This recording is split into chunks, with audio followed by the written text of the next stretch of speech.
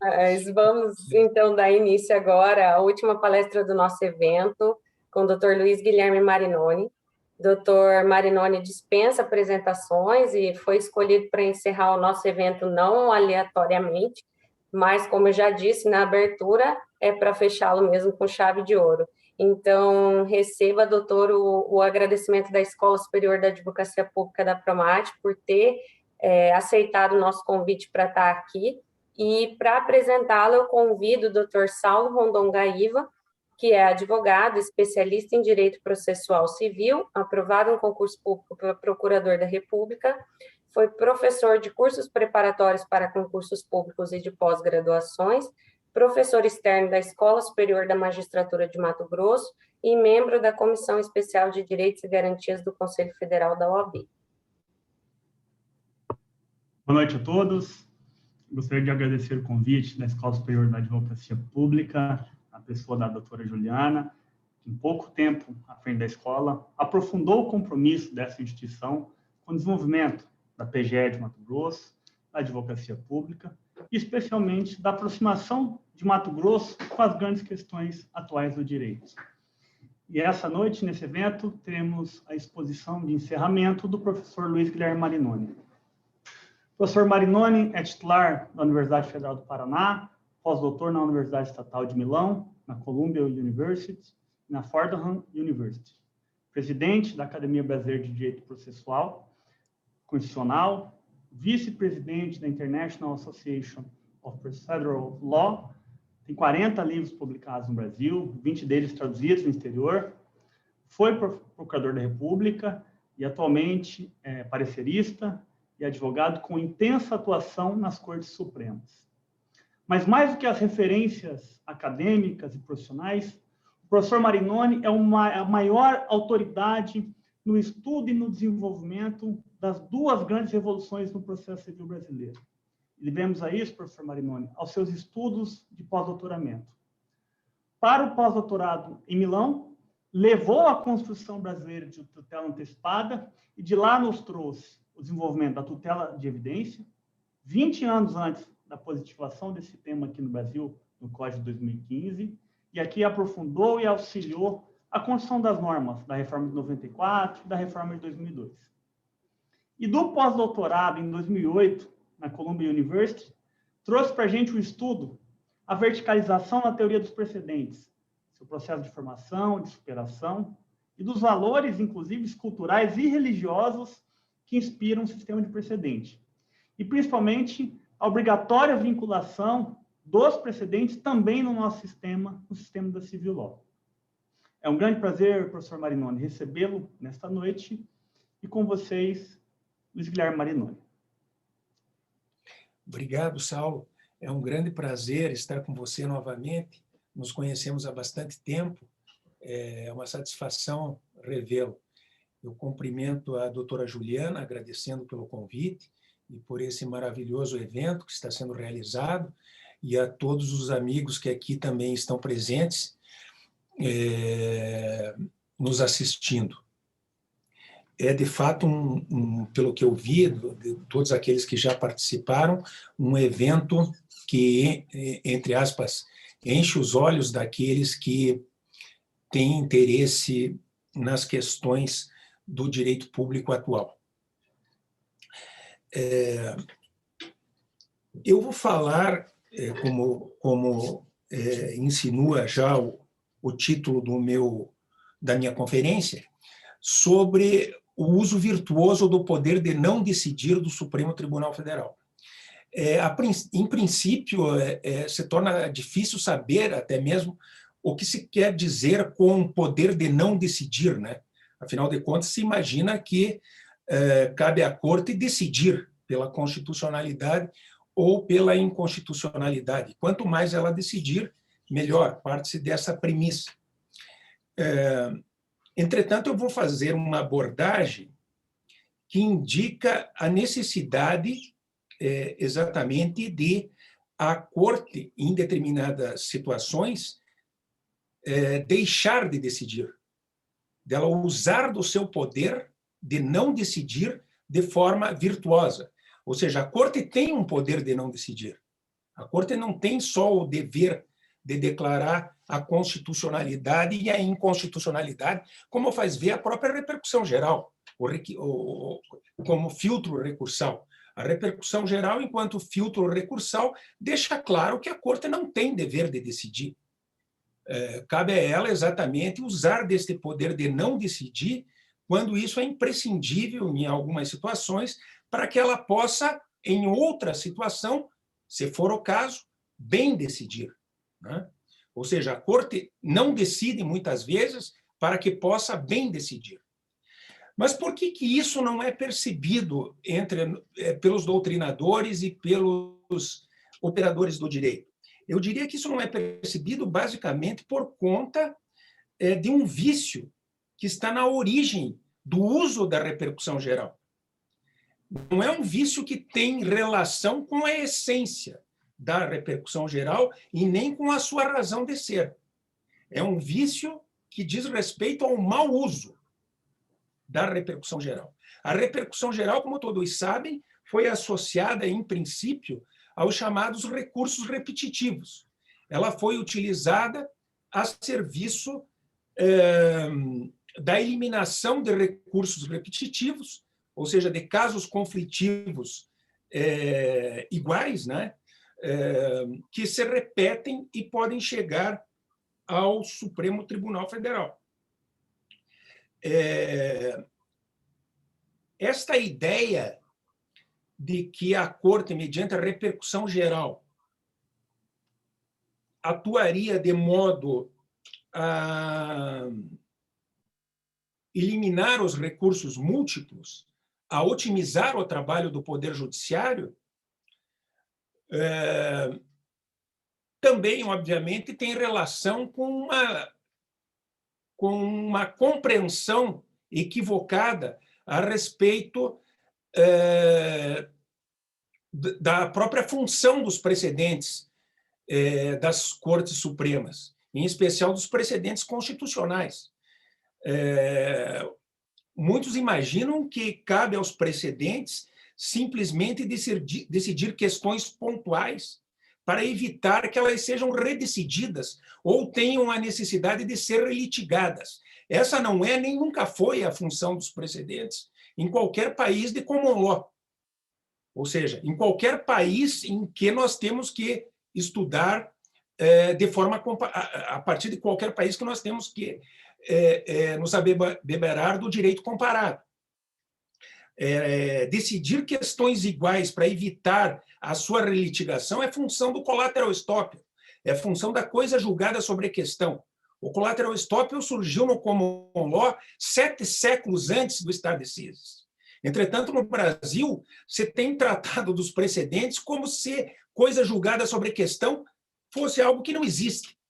Ou seja, que decidir uma questão prejudicial no curso de um processo não pudesse impedir a relitigação da discussão dessa questão num processo outro que diz respeito a outro conflito entre as mesmas partes, ou até mesmo pudesse permitir a um terceiro se valer da coisa julgada formada em um determinado processo em seu benefício contra aquele que litigou e perdeu.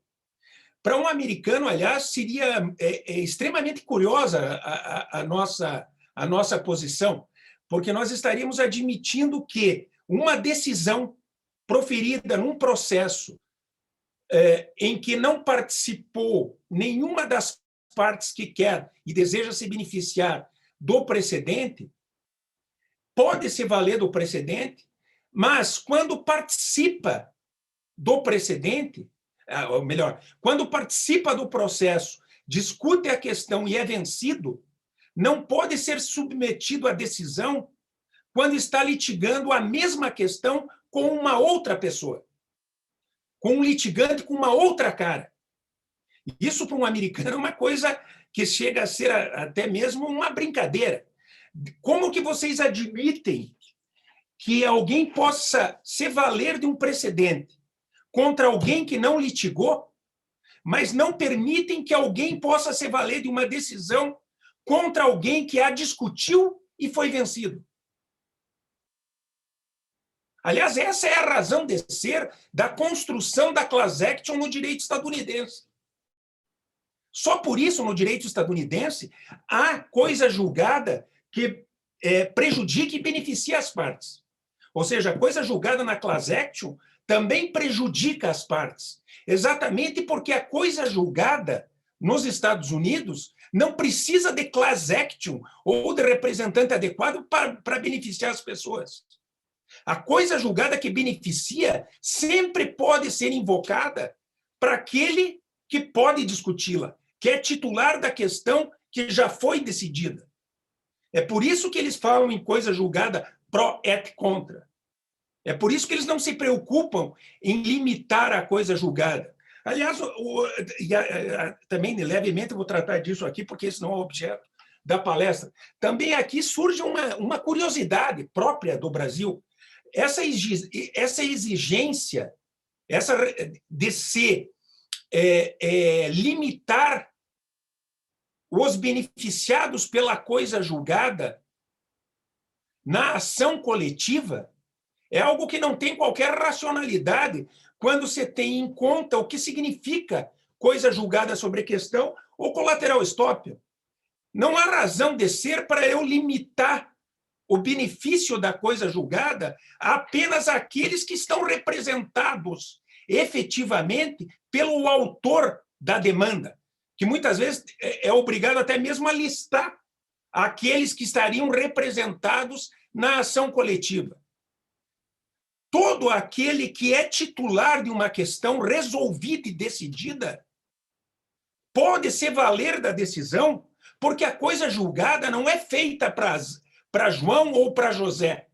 A coisa julgada institui a autoridade da decisão do Poder Judiciário e dela deverão poder se valer todos aqueles que têm o direito de invocá-la, porque tiveram já uma questão que lhes diz respeito expressamente decidida por um tribunal. Bem, mas essa é uma outra questão que envolve o processo coletivo. Mas é importante para se demonstrar o erro de se imaginar que a função da repercussão geral é apenas aquela de evitar a repetição do julgamento de recursos extraordinários, ou a de evitar a proliferação dos recursos.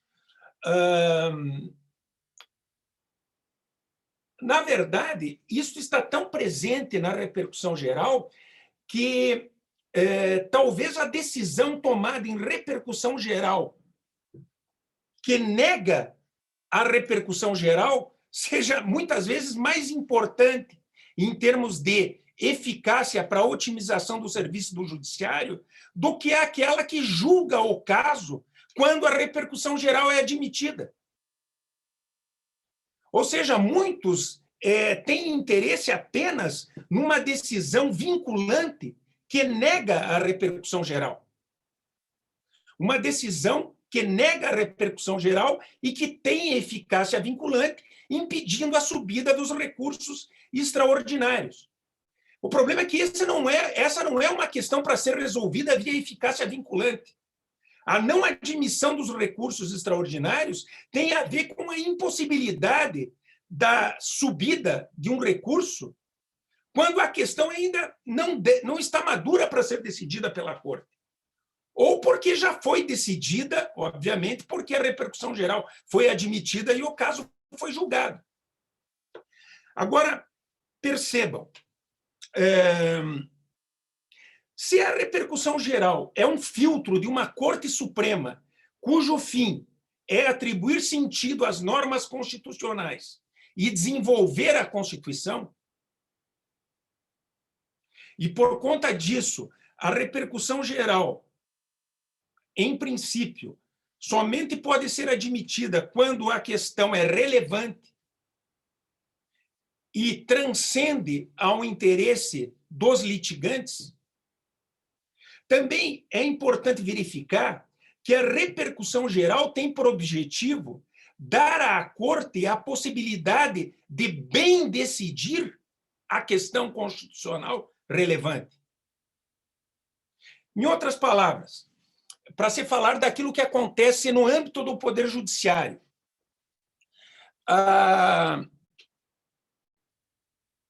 não há razão para se admitir repercussão geral quando a discussão a respeito da interpretação da lei ainda não frutificou e não amadureceu. Ou seja, não há razão para o Supremo Tribunal Federal decidir a respeito da constitucionalidade da interpretação da lei antes de o Superior Tribunal de Justiça ter definido a interpretação da lei. Em outras palavras, é equivocado se admitir recurso extraordinário contra uma decisão de Tribunal Regional Federal ou de Tribunal de Justiça. Se admitir a repercussão geral a partir de uma decisão de um Tribunal de Justiça é se bloquear a possibilidade da discussão da interpretação da lei entre os vários tribunais do país e, especialmente, na Corte, cuja função constitucional é a de definir a interpretação da lei. Nós poderíamos aqui tomar em consideração a advertência que foi feita por Vézio Crisafulli. Vézio Crisafulli foi juiz da Corte Constitucional Italiana e talvez um dos mais notáveis processualistas constitucionais italianos do último século. Vézio Crisafulli, talvez 2 décadas depois da instituição da Corte Constitucional Italiana, ao se deparar com grave conflito entre a Corte de Cassação e a Corte Constitucional, sugeriu que a Corte Constitucional devesse passar a decidir apenas a partir do momento em que o direito vivente frutificasse. Ou seja, a partir do momento em que o direito vivente fosse instituído pelas seções unidas da Corte de Cassação. O que ele quis dizer com direito vivente? Ele tomou em consideração a natural possibilidade da mutação da interpretação no tempo e a natural possibilidade de várias interpretações a respeito de um dispositivo legal, de várias normas, portanto, jurídicas extraídas de um dispositivo legal, conforme os fatos apresentados em cada caso concreto. Ou seja, ele considerou a possibilidade de as cortes inferiores, distribuídas nas várias localidades do país, interpretarem a lei de forma diferente, de forma diversa. Disse ele até mesmo que isso seria fundamental para a democratização das decisões interpretativas, que isso seria fundamental para propiciar o diálogo entre os intérpretes colocados nos tribunais e fundamentalmente, para permitir a boa discussão da questão perante a Corte de Cassação. E, por fim,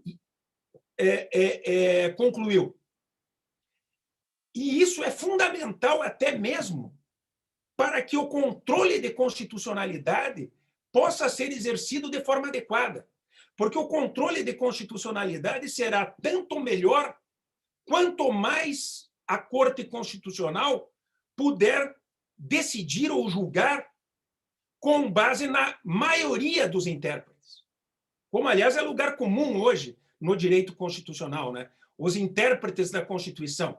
É claro que, quanto mais restrita é a possibilidade da Corte conhecer a opinião dos vários intérpretes da Constituição, mais ainda dos intérpretes autorizados da Constituição, para decidir os casos de forma autoritativa, para interpretar de forma autoritativa, como são os juízes e os tribunais, que têm esse poder via controle difuso.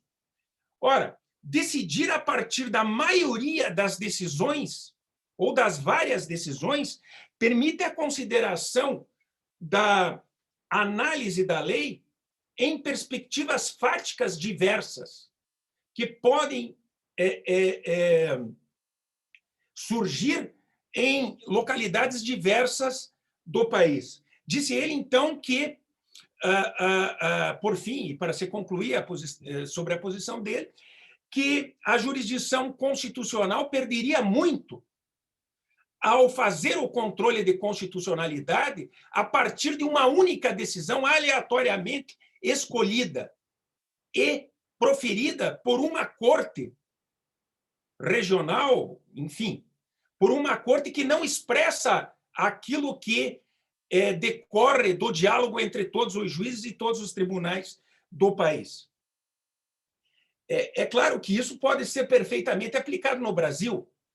Não há razão para a Corte, para o Supremo Tribunal Federal, decidir a partir de uma decisão do Tribunal de Justiça do Estado do Paraná, apenas.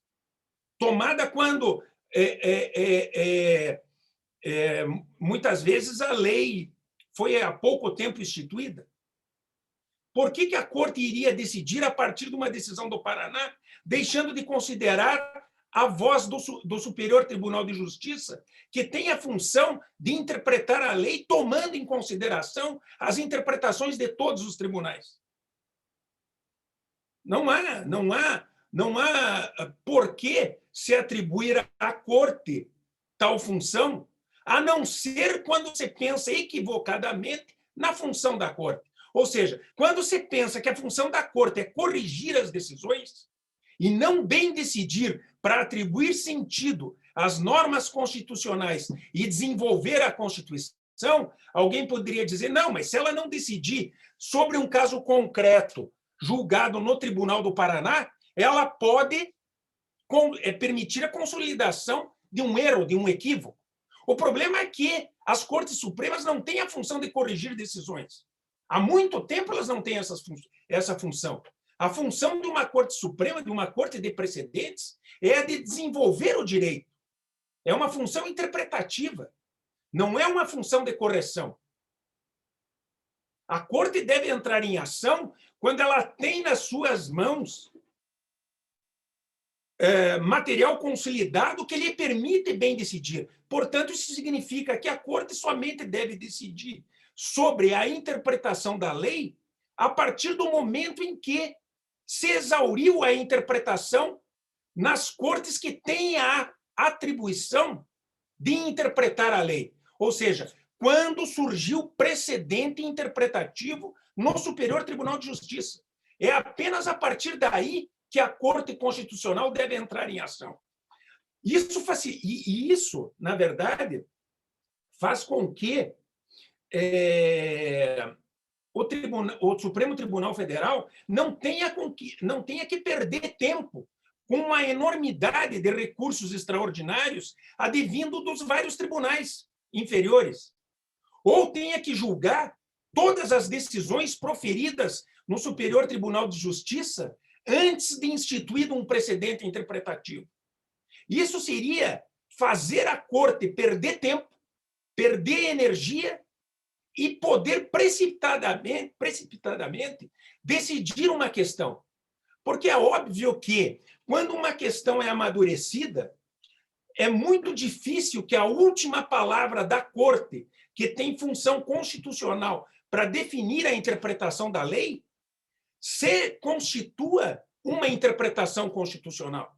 Em outras palavras, o que eu quero dizer é que, na maioria das vezes, caso a interpretação da lei seja deixada para um precedente do Superior Tribunal de Justiça, o Supremo Tribunal Federal não terá razão para fazer o controle de constitucionalidade. De modo que os recursos não irão para o Supremo Tribunal Federal. Não há que se falar em recurso repetitivo. Recurso repetitivo é algo que tem a ver com uma cultura de litigância, que faz supor que a função das Cortes Supremas é de corrigir as decisões. Tem muitos advogados por aí, justamente porque se valem de doutrinas que ainda não se aperceberam disso, que imaginam que têm o direito de recorrer de toda e qualquer decisão tomada por um tribunal de justiça. Não, não é verdade. Não é verdade que isso possa ser feito. Nem todos, obviamente, têm direito de recorrer ao Supremo Tribunal Federal. Não há aliás, não há um direito subjetivo ao recurso extraordinário. O recurso extraordinário é admitido quando a Corte supõe que o caso é interessante para lhe propiciar o desenvolvimento da Constituição, e não para corrigir uma injustiça cometida pelo Tribunal Inferior. Isso não tem nada a ver com a função da Corte. E isso é fundamental para se perceber que a decisão que nega a eficácia vinculante, que nega a repercussão geral, melhor, não pode ter eficácia vinculante. Porque, em determinado caso, um recurso extraordinário pode ser remetido à Corte e a Corte verificar que ainda não é um momento para decidir a questão a respeito da constitucionalidade da interpretação, porque não há propriamente ainda um precedente interpretativo do Superior Tribunal de Justiça. Não há, por exemplo, um precedente tomado pela Corte Especial do Superior Tribunal de Justiça, em que a maioria absoluta da Corte Especial decidiu sobre um fundamento que importa para a interpretação da lei. Em outras palavras, não basta se decidir por maioria para prover um recurso, para se formar precedente interpretativo. É preciso se decidir por maioria sobre o fundamento interpretativo que determina o provimento do recurso. Eu posso prover um recurso com base em 2 fundamentos.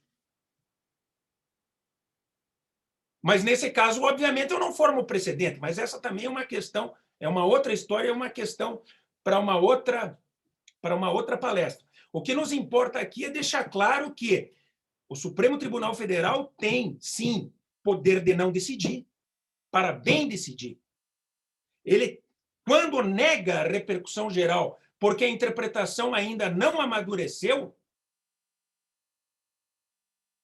ele profere uma decisão que não pode ter eficácia vinculante. Porque, se eu tiver, ele não poderá admitir um outro recurso extraordinário sobre a mesma questão quando a interpretação tiver amadurecido. Aliás, é exatamente por esse motivo que, em meados do ano passado, em julho, o regimento interno do Supremo Tribunal Federal foi alterado, introduzindo-se um parágrafo no artigo 326, que diz expressamente que o relator da repercussão geral, mas esse é um outro problema, eu acho que não deve ser o relator, é a Corte que deve decidir, mas enfim, mas que a Corte pode decidir a repercussão geral apenas para o caso, ou seja, ela pode negar a repercussão geral, melhor dizendo, apenas para o caso concreto, em determinadas situações. Isso é imprescindível exatamente quando a Corte tem em conta os casos importantes, ou seja, aqueles casos que não se mostram prontos, amadurecidos para a decisão, que devem ser ainda objeto de diálogo entre os juízes, entre os tribunais, para que possam ser bem decididos. Mas o problema, na verdade, o grande problema, que é um problema maior do que esse, é o de que a Corte também não deve decidir quando uma determinada questão constitucional ainda não foi bem discutida pela população e pelo parlamento. Isso pode ocorrer, em primeiro lugar, quando o recurso extraordinário afirma um direito moral a partir da Constituição, ou seja, um direito não instituído em lei, e ainda, quando o recurso extraordinário afirma a inconstitucionalidade de lei, mas apresenta à Corte uma questão que não foi certamente decidida pelo parlamento na época em que a lei foi editada. O exemplo que serve para isso os exemplos que servem para elucidar tudo isso vêm dos Estados Unidos.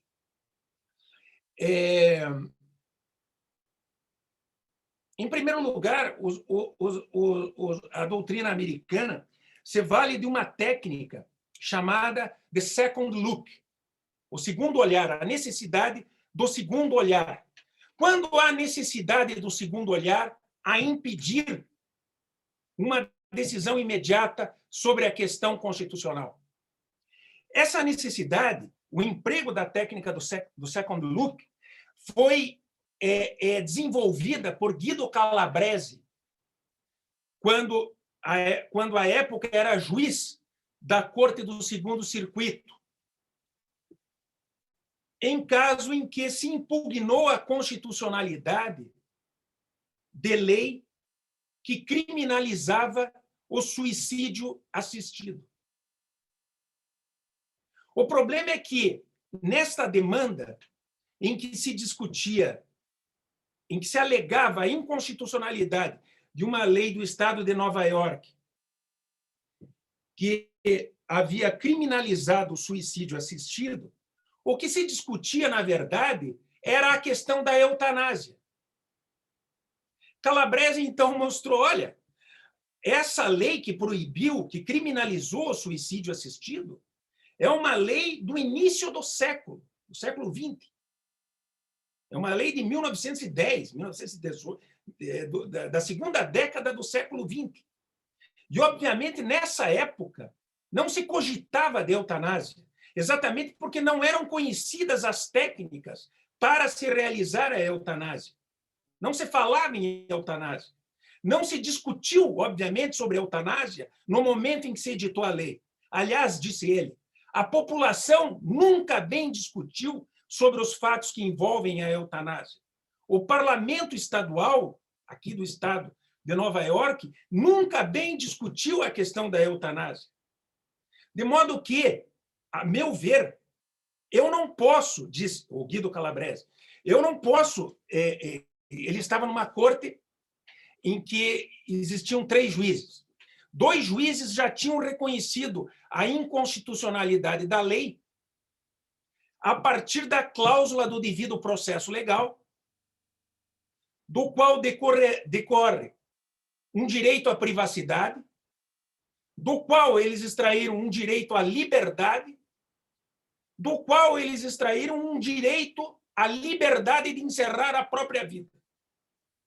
Calabrese, então, disse, olha, eu não posso me permitir retirar da zona de penumbra de uma cláusula aberta da Constituição um direito de liberdade de encerrar a própria vida, quando eu estou aqui legitimando algo que depende da discussão de fatos que ainda não foram discutidos nem devidamente nem pelos cientistas, nem pela população e nem, muito menos, pelo parlamento. Então, eu vou decidir da seguinte forma. O voto dele foi vencido. Foi 2-1. Eu vou decidir da seguinte forma. A opinião dele, embora tenha sido pela inconstitucionalidade, foi uma opinião divergente. Ele disse, olha, eu vou admitir a inconstitucionalidade de forma provisória. O adjetivo provisório é próprio daqueles que estão preocupados com a democracia deliberativa, como você sabe. É próprio daqueles que estão preocupados com o diálogo institucional para a fixação, para o estabelecimento da interpretação constitucional. Calabrese, então, disse, eu vou reconhecer a inconstitucionalidade de forma provisória, mas gostaria de conhecer qual será ou qual seria a decisão do parlamento acerca dessa questão, que, a meu ver, poderá reafirmar a lei, poderá alterar a lei ou poderá não fazer nada. Poderá se contentar com a decisão por maioria que foi tomada aqui pela Corte. Obviamente, que ressalvando-se a possibilidade que eu tenho de voltar a discutir a questão uma vez editada a lei pelo parlamento. É claro que, posteriormente, eu terei a possibilidade de declará-la inconstitucional. Ou seja, O que Calabrese fez com essa técnica foi instituir um diálogo institucional. Instituir um diálogo institucional em nome daquilo que ele alcunhou como nocividade da supremacia do judiciário nos casos em que apenas é possível se decidir a partir de uma zona de penumbra de cláusula aberta da Constituição, em detrimento da discussão popular e da deliberação parlamentar, em detrimento da democracia deliberativa, enfim. Eu tenho que dar às pessoas e ao parlamento o poder de discutir, a possibilidade de falar, de serem ouvidos, de discutirem, para que depois eu possa voltar a decidir sobre a questão. Eu não posso fingir, declarando a inconstitucionalidade da lei, que as pessoas e o parlamento deliberaram sobre a questão da eutanásia.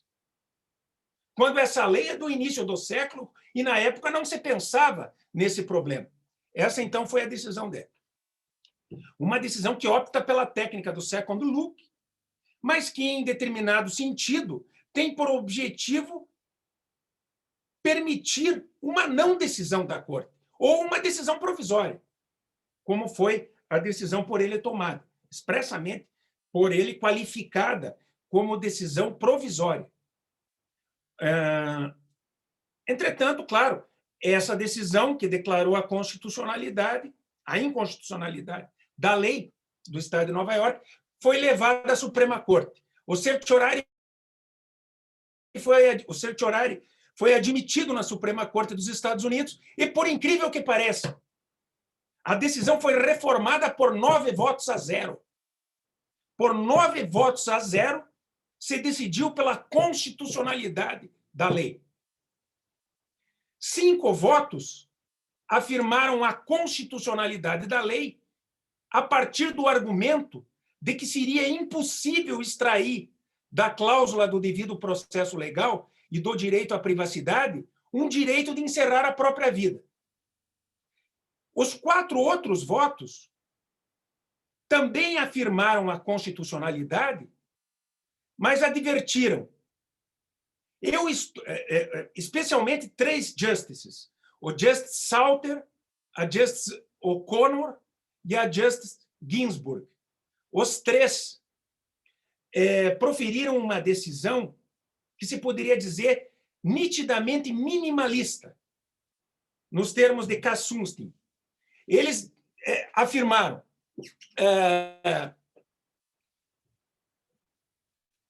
ainda que seja precipitado, é precipitado realmente decidir a partir de uma cláusula constitucional aberta, porque há fatos que têm que ser elucidados, há fatos que têm que ser debatidos pelos parlamentos estaduais e pelas cortes inferiores. Há fatos que têm que ser discutidos pela população para que nós possamos bem decidir a questão.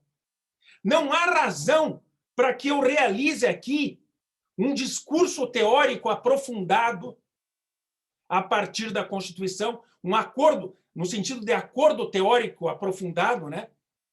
No sentido de Kassunstein, para decidir uma questão que ainda exige debate e discussão perante os parlamentos estaduais e perante as cortes inferiores. A partir do esclarecimento das cortes inferiores e dos parlamentos estaduais, nós poderemos voltar a decidir a questão. Então, nós 4 aqui não estamos decidindo a partir de um discurso aprofundado sobre a Constituição. Vamos manter a constitucionalidade da lei também de forma provisória. Porque os fatos têm que ser elucidados. Mas nós reservamos ao direito de declarar a inconstitucionalidade, inclusive, se for o caso, mediante um discurso teórico aprofundado, quando conhecermos em detalhes os fatos e as opiniões da população e dos parlamentos e das cortes inferiores acerca da eutanásia. Então, vejam que interessante. Nesse caso, a Corte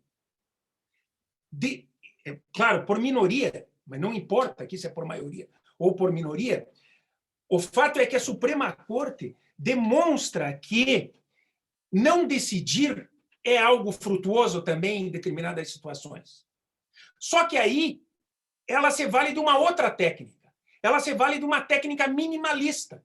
Ela diz: não há necessidade e não há possibilidade, não há razão para se aprofundar um discurso teórico a respeito do direito à privacidade, que está situado numa zona de penumbra, exatamente porque eu ainda preciso conhecer em detalhes os fatos que dizem respeito à eutanásia, para que eu possa poder bem decidir. Você vale, então, de uma técnica minimalista também, agora nesse caso, para não decidir.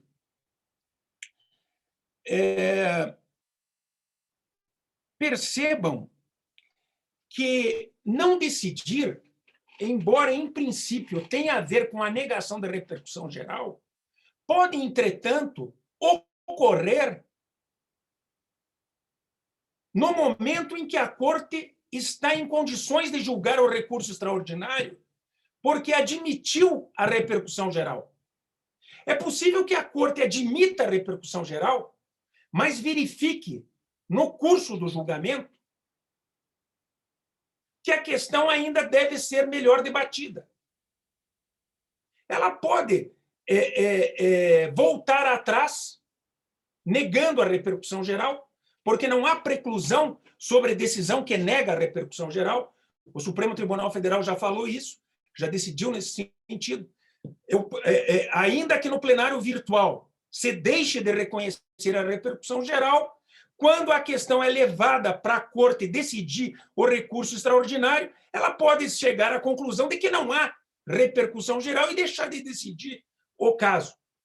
Entretanto, se a Corte entender que é importante a decisão do caso para as partes, apenas para não se fazer uma injustiça no caso concreto, mas que é precipitado se estabelecer um precedente vinculante que vincula a administração e todos os juízes e, portanto, de certa forma, bloqueia a interpretação, a discussão a respeito da interpretação constitucional, ela pode deixar de atribuir eficácia vinculante à própria decisão tomada no julgamento do recurso extraordinário. Embora a decisão do recurso extraordinário, em princípio, deva ter eficácia vinculante para formar, justamente porque ela deve constituir um precedente, nós sabemos que nem toda decisão que julga um recurso extraordinário é precedente. Basta que uma decisão tenha sido tomada, não tenha sido tomada por maioria absoluta, que ela não é precedente. Um recurso extraordinário pode ser provido, mas não constituirá precedente quando a decisão não é tomada por maioria absoluta. Além disso, é possível que num recurso extraordinário haja provimento por maioria absoluta. Entretanto, a maioria absoluta pode dispersar os votos em torno de 2 ou mais fundamentos. Quando, para prover um recurso extraordinário, a Corte se vale de 2 ou 3 fundamentos e, portanto, não decide sobre um fundamento constitucional por maioria absoluta, ela não forma precedente capaz de vincular os tribunais e os juízes. Não há precedente obrigatório. De modo que é errado imaginar, é equivocado, é errado supor que toda decisão tomada em recurso extraordinário constitua, por mera consequência lógica, um precedente constitucional. Um precedente constitucional é muito mais do que uma simples decisão tomada num recurso extraordinário. Ora, se é verdade isso, por que não se admitir à Corte não atribuir eficácia vinculante à sua decisão, ainda que ela possa decidir por maioria absoluta sobre um determinado fundamento quando ela verifica que a sua decisão é importante para os litigantes, mas ainda é precipitado se instituir precedente vinculante. Exatamente porque o precedente vinculante bloqueia a discussão popular, a discussão dos juízes, a discussão dos tribunais e a própria deliberação parlamentar. Ou seja, o precedente vinculante é algo, o precedente constitucional, se, de certa forma, garante a unidade do direito, e é importante para garantir a segurança jurídica e a coerência do direito, por outro lado, pode prejudicar os valores da democracia, pode prejudicar a democracia deliberativa e a devida discussão da questão entre as pessoas, a devida discussão da questão pelo povo e pelo parlamento. Em outras palavras, nós temos aí várias espécies de não decisão virtuosas, de não decisões que devem ser tomadas pela Corte. Eu não gosto de falar em autocontenção. A Corte não simplesmente se contém quando não decide. A Corte tem o dever de não decidir quando um caso não está maduro para julgamento. Não se trata de ter um poder de se conter. Se trata de ter um dever de não decidir quando o caso não está amadurecido para julgamento, sob pena de violação da formação democrática dos precedentes no âmbito interno do judiciário ou sob pena de violação dos valores da democracia, por bloqueio da deliberação popular e da deliberação parlamentar. Em termos técnicos processuais, essas formas de não decisão se dão, para resumir, mediante a não admissão da repercussão geral e, eventualmente, mediante o emprego da técnica do second look ou da técnica minimalista para se deixar de decidir uma questão, ou melhor, para se decidir uma questão de modo provisório, melhor dizendo, ou para se decidir uma questão sem o aprofundamento da questão teórica, de fundo. Em outras palavras, eu vou dar um exemplo. A questão da maconha. A questão da maconha, que está hoje em julgamento no Supremo Tribunal Federal. É uma questão que constitui um exemplo interessante. Nesse caso, um sujeito foi pego com uma pequena quantidade de maconha no bolso. A Defensoria Pública do Estado de São Paulo interpõe recurso extraordinário, afirmando a inconstitucionalidade da sanção criminal contra o usuário de maconha. A repercussão geral é admitida sob o fundamento de que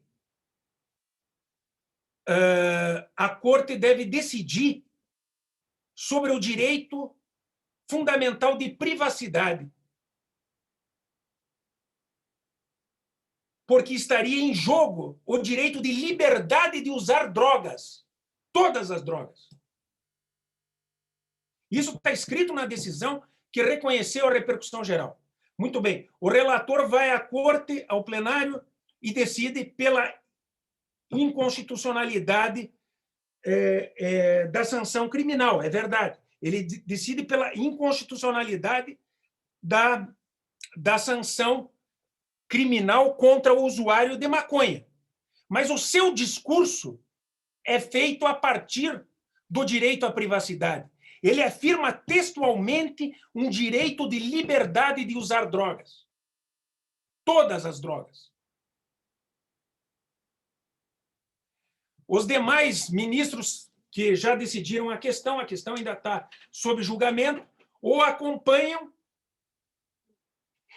apenas para limitar a discussão à questão da maconha. Porque o relator, na verdade, decidiu sobre a inconstitucionalidade da sanção criminal em face de todo e qualquer usuário de qualquer droga. de qualquer droga, não só em relação à maconha. Os dois outros restringiram a maconha. O problema é que os dois outros continuaram a insistir no desnecessário discurso aprofundado sobre o direito de liberdade de usar droga, quando, na verdade, estava em jogo simplesmente a questão da proporcionalidade da sanção criminal em face do usuário de maconha. Ora, decidir pela proporcionalidade, decidir que uma sanção criminal é desproporcional, é algo completamente diferente do que decidir sobre o direito de liberdade de usar droga ou de usar maconha. Eu não preciso dizer que todos têm direito de usar droga, nem dizer que todos têm direito de usar maconha. Basta eu dizer que a sanção criminal contra o usuário de maconha é desproporcional. E ponto. Porque se eu afirmar o direito de liberdade de usar maconha, ou pior, de usar droga, eu posso permitir a formação de um precedente, por maioria absoluta, que afirme na sua fundamentação o direito de liberdade de usar droga. Eu pergunto, se eu afirmo o direito de usar drogas na fundamentação de um precedente, eu estou aí bloqueando a discussão da questão nos tribunais inferiores e também estou bloqueando a discussão da questão gravíssima pela população e pelo parlamento. O parlamento nunca, nem a população, de forma adequada, até porque se tivessem discutido, jamais teriam decidido pelo direito à liberdade de usar droga, porque todo mundo sabe que as drogas escravizam as pessoas e são extremamente prejudiciais à saúde psíquica das pessoas, especialmente aquelas mais pesadas, como a heroína e a cocaína, né?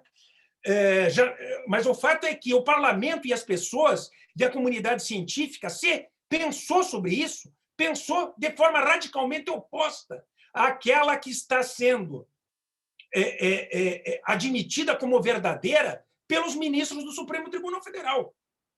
Mas o fato é que o que importa aqui é perguntar: é necessário discutir sobre um direito de liberdade de usar droga quando eu tenho nas mãos um recurso extraordinário que pode ser resolvido mediante a constatação da simples desproporcionalidade da sanção criminal contra o usuário de maconha?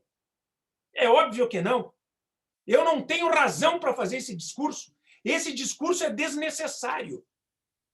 Para Kassunstin, esse discurso seria obviamente desnecessário. Para Guido Calabrese, para Ginsburg, enfim, para todos aqueles que conhecem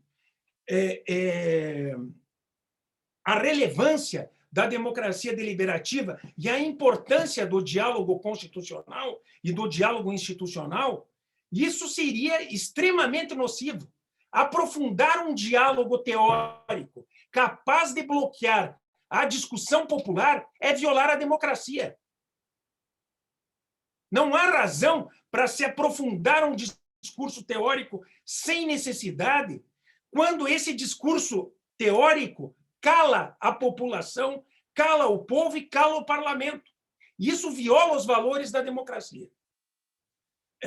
Então, nesse sentido, é claro, a Corte pode decidir, pode não, a meu ver, deve decidir de forma minimalista o recurso extraordinário. Quando ela decide de forma minimalista, embora ela decida, obviamente, ela deixa de decidir sobre a questão que teria que ter sido teorizada de forma aprofundada. Ou seja, ela deixa de decidir sobre aquilo que não é necessário. Não é necessário eu decidir se há direito de liberdade de usar todas as drogas agora. Não vou decidir sobre isso. Eu vou decidir apenas só sobre a proporcionalidade da sanção criminal contra o usuário de maconha. Simples. Não vou me aprofundar, porque isso é desnecessário e é atentador da deliberação popular e parlamentar. Então, nesse sentido, também é há um uso virtuoso do poder de não decidir de forma aprofundada. Porque uma corte maximalista quer abarcar o mundo, quer decidir tudo, quer resolver tudo. Uma corte não deve ser maximalista em determinadas situações. Eu não estou dizendo, obviamente, que uma corte sempre tem que decidir de forma minimalista. Há situações em que a corte deve decidir, claro, porque a decisão é importante para o desenvolvimento da Constituição e da sociedade naquele exato momento. Mas há situações que não decidir de forma aprofundada é importante para permitir fluir a deliberação popular e parlamentar. É importante para fazer fluir o processo democrático. Nessas situações, a Corte deve decidir de forma minimalista. Esse é um uso virtuoso do poder de não decidir.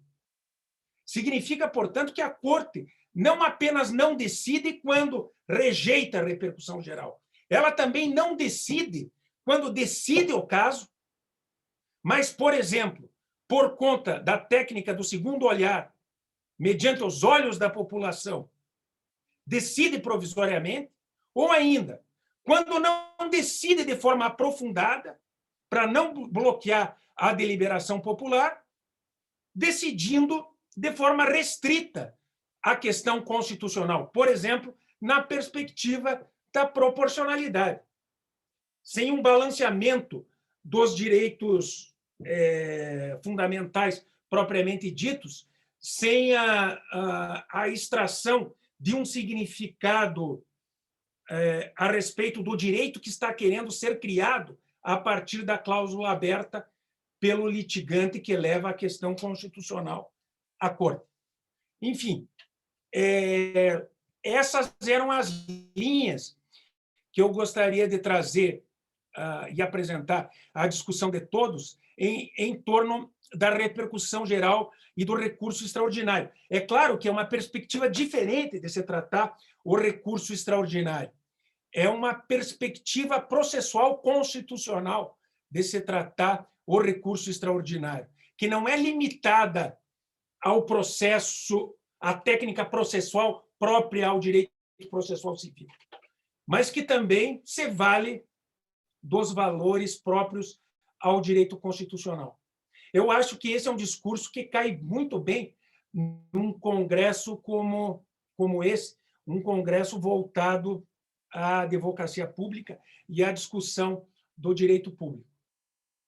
Eu agradeço mais uma vez o convite que me foi formulado, dou os meus parabéns à doutora Juliana pela organização do evento, um evento de excelência, muito bem organizado, com temas relevantíssimos e com palestrantes notáveis. Também agradeço ao meu amigo Saulo, sobretudo por ter a oportunidade de revê-lo. Ele está um pouco mais velho, passou o tempo, já faz tempo que não nos revemos, mas em breve, com certeza, estaremos juntos. E também agradeço a atenção de todos que estiveram aqui nos ouvindo e estão até esse momento conosco. Muito obrigado. Eu agradeço, professor Marinoni, pela brilhante exposição e trago aqui algumas indagações e algumas angústias a respeito desse tema. Esse poder virtuoso de não decidir parece ser a solução de questões em que há, ou que melhor, que ainda permanece um desacordo moral razoável. E aí o senhor nos deu o exemplo da descriminalização do uso de aborto, eu cito também as decisões, a projeção do Supremo de criminalização da homofobia, para citar apenas duas das pautas de costumes do biênio do presidente Fux. E aqui quer me parecer que a democracia deliberativa de Habermas, que parece um tema tão distante das funções exercidas pelo Supremo Tribunal Federal, ele se aproxima, acho que do que a gente pode chamar de uma reconformação da função da jurisdição constitucional. A gente está debatendo, está no centro do debate, o Supremo deixar de ser corte de revisão, o que é uma anomalia, para validar e refundar a sua função de corte de interpretação. Eu indago ao senhor, Deveria o Supremo se distanciar das matérias que envolvam desacordo moral razoável? Não, não. Não, eu acho que não. Eu acho que o Supremo deve, quando for necessário, decidir os desacordos morais razoáveis, mas com a consciência de que ele não detém o monopólio da interpretação constitucional. Ou seja, a interpretação da Constituição, nós temos que partir da premissa de que a interpretação da Constituição é da titularidade do povo. A interpretação da Constituição é de titularidade do Judiciário, mas muito mais do Parlamento e do Governo, do Executivo. De modo que a Corte sempre está a contribuir com a frutificação da interpretação constitucional. O que nós precisamos é de um diálogo institucional consistente, de uma abertura ao diálogo e de uma construção dogmática, de uma construção doutrinária que faça valer a possibilidade do diálogo a partir da verdade constitucional, do diálogo a partir dos fatos constitucionais. Eu acho que hoje há muito descaso em relação aos fatos na Corte. Embora a Corte tenha se aberto em 1999 aos fatos constitucionais, às audiências públicas e às provas e a ouvida de especialistas, etc., etc., o fato é que os fatos constitucionais vêm sendo vistos pela Corte como algo que estaria à sua discrição, ou seja, que ela não teria o dever de necessariamente aferir, discutir e justificar. Ou seja, em todo e qualquer caso em que há fato constitucional, o problema é claro, aí nós teríamos que, claro, nesse momento a gente não pode voltar a discutir isso. Todos nós sabemos hoje que não existe mais controle normativo de constitucionalidade, puramente normativo, controle puramente abstrato. Há controle concreto. Na verdade, é um erro se imaginar e se falar que o controle difuso foi objetivado. Isso é uma imbecilidade, eu diria. O que houve foi a atribuição de verdadeiro sentido a um controle difuso que depende de uma Corte Constitucional. Essa é uma outra questão. Jamais se imaginou se falar em controle objetivo num país que detém a possibilidade de fazer controle difuso, como nos Estados Unidos, e que detém, por consequência, por lógica, porque todo país que trabalha com controle difuso tem que ter precedente constitucional. Agora, ter precedente constitucional não significa objetivizar o controle de constitucionalidade, ou abstrativizar, pior ainda, o controle de constitucionalidade. Se dá eficácia vinculante a um precedente, nada tem a ver com a forma do controle de constitucionalidade. Tem a ver com a necessidade de atribuição de eficácia ao sentido atribuído à Constituição pela Corte. Isso é um outro problema. Isso é um problema que tem a ver com stare decisis, não tem a ver com o controle de constitucionalidade. Ou seja, não é possível se confundir eficácia de stare decisis com controle de constitucionalidade, se falando em abstrativização do controle de constitucionalidade. Isso é um erro teórico, um lamentável erro teórico. Agora, o que ocorreu, na verdade, foi a concretização do controle abstrato. O controle abstrato hoje não pode ser exercido sem o conhecimento dos fatos. A interpretação constitucional depende de concretização a partir dos fatos sociais, a partir dos fatos constitucionais. De modo que eu não posso deixar de considerar os fatos que importam para o controle de constitucionalidade. Como se eu tivesse, como se um juiz, por exemplo, de primeiro grau, pudesse negar a produção de uma prova a parte que dela necessita para demonstrar aquilo que ela alega. Da mesma forma que viola a ampla defesa, o juiz de primeiro grau negar uma prova necessária para a demonstração de uma alegação sobre um fato litigioso, viola a democracia deliberativa não permitir a discussão de um fato que importa para uma decisão constitucional. Eu sou obrigado a permitir a deliberação sobre o fato para bem poder exercer o controle de constitucionalidade. Agora, quando eu decido, e melhor agora nesse caso, quando eu decido sobre o controle, vejam que interessante, quando eu decido sobre o controle a partir de fatos bem aferidos e discutidos, eu tenho uma justificativa sobre a interpretação constitucional que constitui razão digna de ser imposta, ou melhor, escutada pela população e pelo parlamento. Ou seja, a Corte tem que convencer o parlamento de que está certo.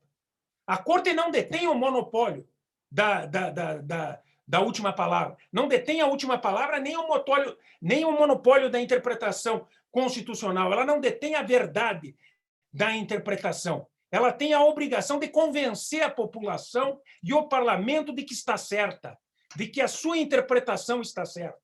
Agora, para ela convencer a população, para ela convencer o parlamento de que está certa, ela tem que justamente permitir que a população vá à corte para discutir os fatos. É para isso que servem os amici curiae. Mas não adianta só admitir a presença dos amici na corte. Eu tenho que bem aferir, permitir a adequada discussão dos fatos e, sobretudo, justificar a minha decisão a partir daquilo que foi dito na audiência pública, a partir daquilo que foi falado pelos amici curiae. Eu tenho que rejeitar expressamente os argumentos dos amici e dos especialistas. Eu tenho um dever de justificativa, porque eu tenho um dever de participar da deliberação em igualdade de condições com o povo e com o parlamento. Eu não me imponho sobre o parlamento e nem sobre o povo. Eu dialogo com eles, eu delibero com eles. E eu só tenho legitimidade para decidir quando eu delibero ao lado do povo e aberto ao parlamento, tentando convencê-lo. E como que eu posso convencê-lo se eu não tenho os fatos bem esclarecidos e discutidos? Como que um juiz pode decidir uma ação de despejo, uma ação de indenização em virtude de um acidente de veículo, se ele não pode justificar a sua decisão a partir daquilo que ocorreu em relação aos fatos? Se ele não ouviu as testemunhas?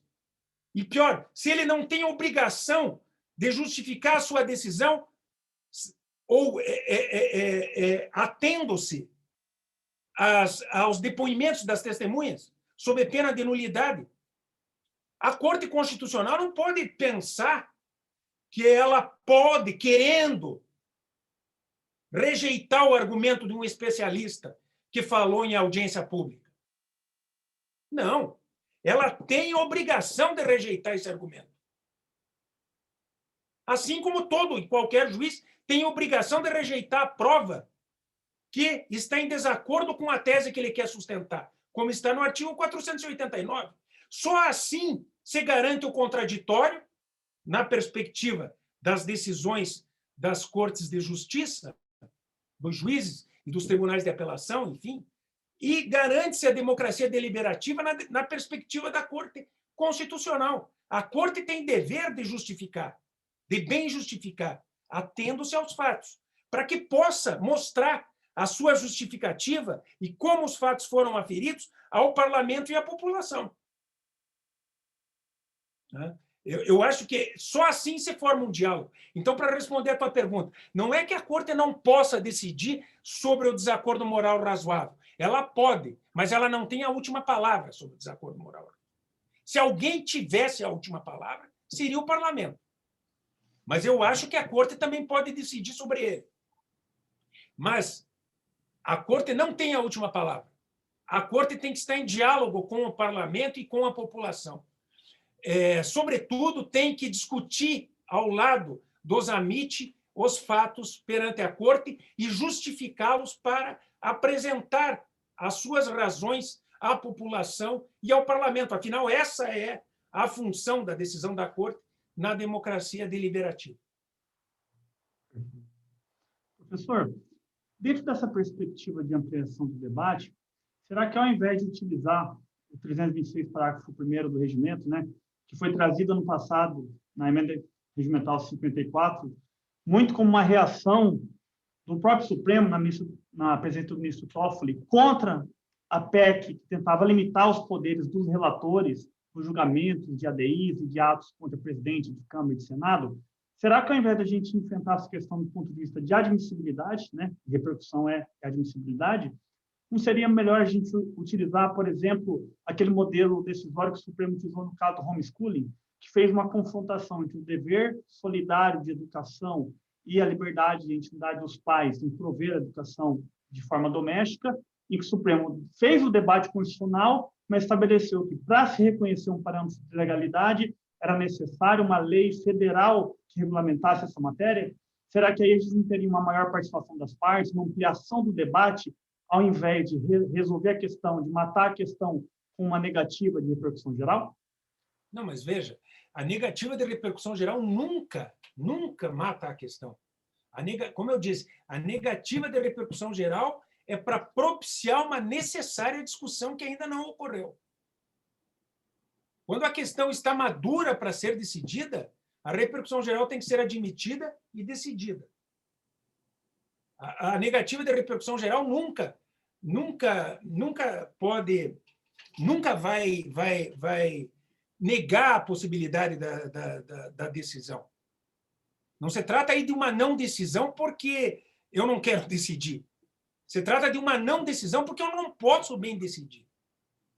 Entende? E o artigo 326, quando dá esse poder ao relator, tem que ser lido, obviamente, de uma forma que esse poder é da corte. O poder de negar a repercussão geral tem a ver com a previsão de 2/3 do próprio artigo da Constituição que prevê a repercussão geral e, portanto, não pode ser feita só pelo relator, é claro.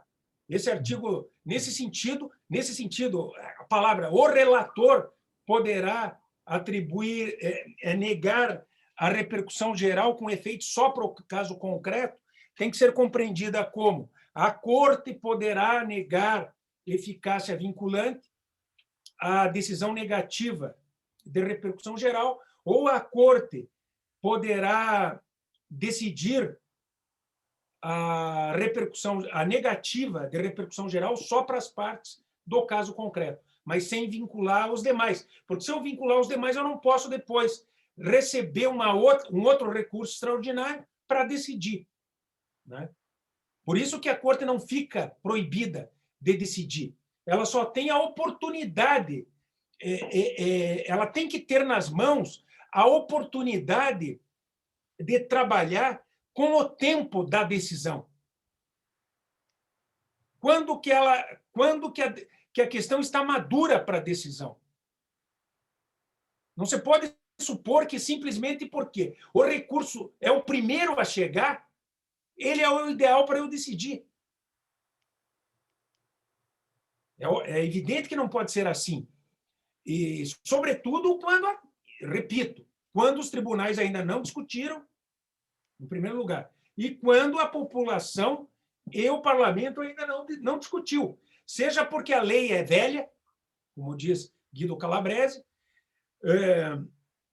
seja porque a lei, quando foi discutida, não permitiu a discussão da questão constitucional que é posta à decisão da Corte. Eu acho que eu vou insistir na minha pergunta. Ao invés de a adesão negativa de repercussão geral, ela não impede, na verdade, ela permite que o Supremo volte a se debruçar sobre a matéria, ela posterga no tempo, ela protrai no tempo o momento que o Supremo vai enfrentar a matéria. Mas será que não seria, ao invés dessa decisão de postergar, de projetar para o futuro, ou de se resguardar a possibilidade de enfrentar a matéria no futuro, será que não seria melhor que o Supremo iniciasse o debate dessa questão? Nem sempre, nem sempre. Há casos em que não há razão para ele iniciar o debate. O que ele pode, em determinadas situações, ele poderá decidir, por exemplo, aplicando a proporcionalidade, decidir a questão aplicando a proporcionalidade. Mas, em determinadas situações, não é o caso dele fazer o balanceamento. O balanceamento tem que ser feito, antes de tudo, pelo legislativo. Ele tem que ser discutido pelo legislativo. Entende? A não ser, claro, vai depender do caso concreto, o ajuste do caso concreto. Mas quando você fala em técnicas de não decisão, você fala num poder. Alexander Bickel, quando escreveu The Least Dangerous Branch, que é um livro excepcional, mas muito pouco utilizado pela doutrina do direito constitucional da América Latina, eu não sei porquê, e também pelas cortes da América Latina, assim como outros doutrinadores estadunidenses, ele falava em virtudes passivas, várias virtudes passivas. Ou seja, vários modos de não decidir que constituiriam virtudes passivas. Mas isso dependeria de cada caso concreto. Você pode não admitir o certiorari, você pode decidir de forma minimalista, você pode decidir a partir da técnica do second look.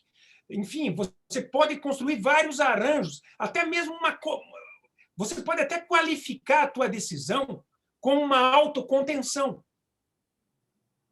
Eu não gosto desse termo autocontenção, porque faz supor que isso é uma discrição da corte. Eu posso me autoconter, quando não é. A corte, como eu disse, tem o dever de não decidir quando a questão ainda não foi debatida. Ela não pode decidir se antecipando ao parlamento e ao povo, porque a Constituição não pertence a ela. Ela colabora com a interpretação constitucional apenas. Portanto, as coisas têm que ser feitas a partir do devido diálogo constitucional. Agora,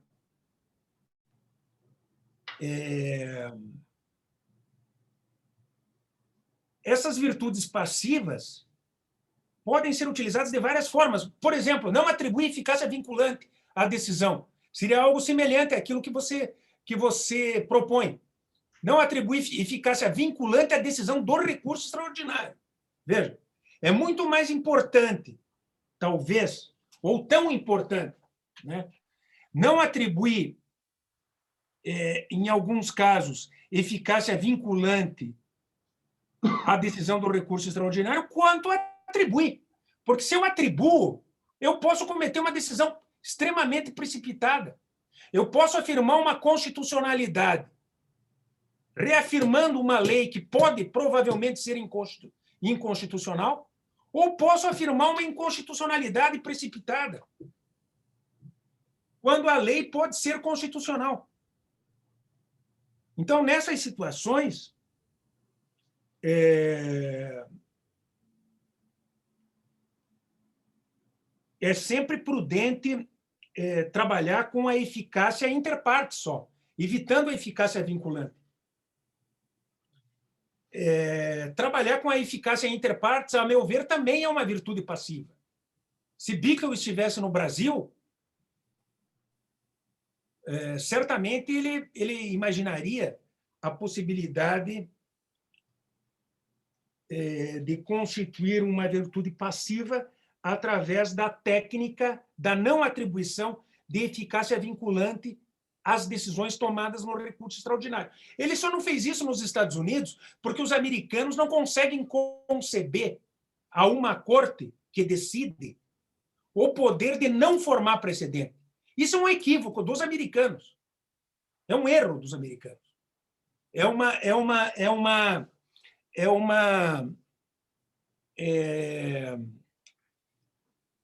Na verdade,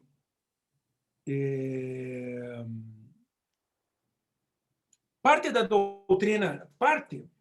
doutrina que trabalha com o stare decisis nos Estados Unidos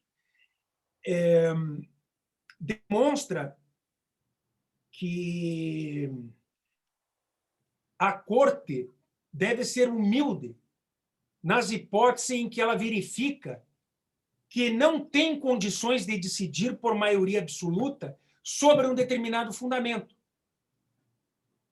Admitindo, portanto, que, embora tenha decidido, não formou um precedente qualificado pelo stare decisis, ou seja, não formou um precedente vinculante. Acontece que a maioria da doutrina estadunidense é contra isso, mas, a meu ver, está errada. O problema é que a doutrina estadunidense é a favor da supremacia do judiciário. Ela consagra o monopólio da interpretação constitucional nas mãos da corte. Essa é a palavra da maioria da doutrina estadunidense a respeito da questão do stare decisis. Isso congela o diálogo constitucional, obviamente, especialmente por conta da dificuldade da emenda constitucional nos Estados Unidos. A supremacia do judiciário, de acordo com os doutrinadores do constitucionalismo popular, atenta contra os valores da democracia. Mas também esse é um outro problema. Mas consagrar a supremacia do judiciário, e pior do que isso, não admitir que a corte, quando decide sobre a interpretação constitucional, não pode deixar de estabelecer precedente vinculante, obviamente, não só colocar o judiciário no céu,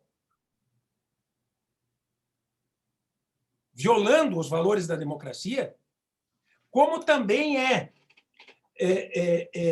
não ser humilde para deixar de ver que, em determinados casos, não se pode firmar um precedente constitucional. E quando isso não é possível, é porque não há ainda consenso a respeito de um determinado fundamento capaz de fazer frutificar uma decisão interpretativa que consagre precedente. De modo que a questão ainda tem que ser discutida por conta disso pelas cortes inferiores. Mas o que acontece na prática estadunidense? Quando a Suprema Corte decide, as cortes inferiores têm que extrair da decisão da Suprema Corte, de todas as formas, um precedente. Daí procuram técnicas interpretativas, que não servem para nada, porque não são racionais e não são úteis na maioria dos casos, como a técnica do Narrow West Test, por exemplo, que é aquele que que permite à Corte Inferior extrair da decisão da Corte Superior, da Suprema Corte, aquilo que está escrito no voto da maioria absoluta, embora a maioria absoluta também se valha de outros fundamentos. Ou seja, esse teste, o teste da limitação do fundamento, que as cortes inferiores utilizam, é um teste em que a Corte Inferior, quando se depara com uma decisão plural da Suprema Corte, com uma decisão que afirma fundamentos por minorias, dá à Corte Inferior a possibilidade de pegar as decisões minoritárias, somá-las e buscar em cada decisão minoritária algo que se repete. Então, você tem 2 votos para um fundamento, 2 para outro e 2 para outro, 6-3. Não há, obviamente, precedente, não poderia haver precedente constitucional, porque 2 juízes estão contrariando 7. 2 justices não podem firmar um precedente contra 7. Mas a Suprema Corte acha que pode, quando o recurso foi provido por 5-4, por exemplo. Se por 5-4 proveu-se o recurso, mais 5 tem 3 votos em favor de um fundamento e 2 em favor de outro fundamento, a Corte acha que formou um precedente. E daí as cortes inferiores têm que buscar nesses 2 fundamentos, num tomado por 3 e no outro tomado por 2, aquilo que minimamente se repete naquele que é formado por 3 e naquele que é formado por 2. O problema é que, quando eu busco aquilo que se repete, eu não consigo extrair a essência que importa da decisão tomada por 3. E por isso, obviamente, eu não tenho fundamento relevante e capaz de instituir um precedente vinculante. E é por isso, então, que as cortes inferiores começam a não aplicar os precedentes das Supremas Cortes. E há uma crise do stare decisis, porque não há humildade da corte capaz de permitir ver que, em determinados casos, por uma questão humana, não é possível firmar um precedente. Eu tenho 9 juízes na corte. Bom, se eu não tenho 5 que afirmem um mesmo fundamento para a decisão do recurso para a decisão do recurso, eu não posso ter precedente. Eu tenho que me conformar com isso. Eu não posso imaginar que, simplesmente porque eu tenho uma decisão plural, por maioria, para prover, mas formada por 2 fundamentos, tomados por minoria, eu tenha que ter precedente. Esse é um problema grave da corte estadunidense. Mas, enfim, permite ver tudo isso que no Brasil, como nós temos a possibilidade de não decidir com eficácia vinculante, porque nós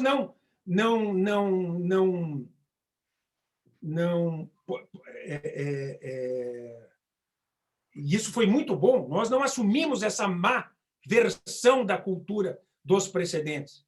Nós não assumimos essa empáfia de que a corte necessariamente tem que firmar precedente, que certamente tem por detrás de si valores doutrinários que servem a outros fins, que muitas vezes não são revelados.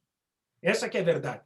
É claro que uma doutrina que quer dar toda e qualquer autoridade para uma corte tem, às vezes, objetivos que são que não podem ser revelados num livro de doutrina. Né? Enfim. Interessante que essa diversidade de fundamentos e o problema da formação dos precedentes é assunto expressamente enfrentado no enunciado do fórum permanente de processalista civil, dizendo que se aquele fundamento não foi acolhido na maioria dos julgadores, aquele fundamento não pode ser considerado precedente. Então, é um problema que também a gente tem enfrentado aqui. E é interessante, professor, ouvir suas considerações a respeito do uso de técnicas de não decidir à luz da conformação da jurisdição constitucional, porque sempre que a gente percebe essa discussão sobre as técnicas de não decidir, elas vêm uma perspectiva eficientista, de redução de número de processo. Tem um artigo bastante antigo do ministro Barroso suscitando essa questão e trazendo possíveis soluções da Suprema Corte americana, né? Vamos aqui no Supremo Tribunal Federal exercer um juízo de discricionariedade sobre o que vai ser decidido pela Corte. Ou então aquela ideia do seu colega da Federal do Paraná, do Sandro, né? Vamos inverter, vamos primeiro analisar o requisito de admissibilidade diverso da repercussão geral, vamos passar ele para um segundo momento e vamos começar pelo filtro da repercussão. Na verdade, o problema, pelo menos que eu pude perceber da exposição do senhor, tem muito mais a ver com a jurisdição constitucional, com a função da jurisdição constitucional, do que propriamente com o efeito de congestionamento. Eu tenho aqui algumas perguntas do chat que eu queria fazer para o professor. A primeira delas é do Dr. Willerson Verano de Aquino. Professor, nessa perspectiva de controle de constitucionalidade pelo Executivo e Legislativo, na opinião do mestre, qual foi ou é o papel e atuação do Supremo durante a pandemia que decidiu várias situações e ações de atuação governamental? Não, sobre isso, eu não vou falar sobre casos concretos, eu não gostaria de falar sobre casos concretos. Eu prefiro falar em abstrato são argumentos dogmáticos e teóricos que têm a ver com o desenvolvimento da função de uma corte preocupada com a tutela da Constituição e com o desenvolvimento da Constituição. Agora, eu não gostaria de falar sobre decisões tomadas em casos concretos, porque elas dependem de várias circunstâncias que fogem do problema dogmático aqui que a gente está enfrentando. Entendi. Uma outra pergunta aqui.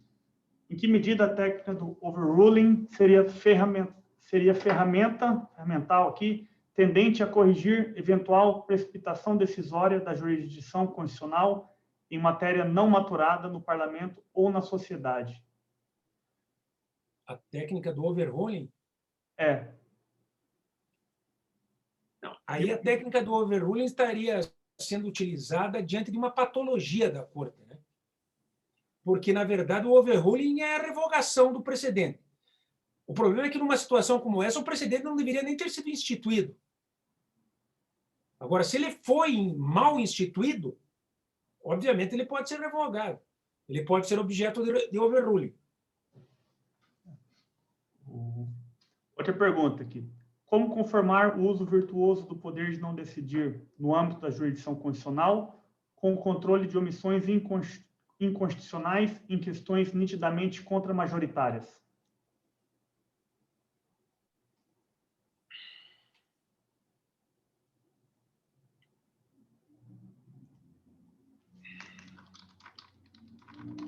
Uma coisa não tem, a princípio, uma coisa não tem nada a ver com a outra. O poder de não decidir, eu repito, não é um poder de não decidir porque eu não quero decidir para violar os direitos constitucionais. É óbvio que não. Quando eu tenho que decidir, eu tenho que ser maximalista. O poder de não decidir é um poder virtuoso. Quando eu não devo decidir porque a questão não foi decidida.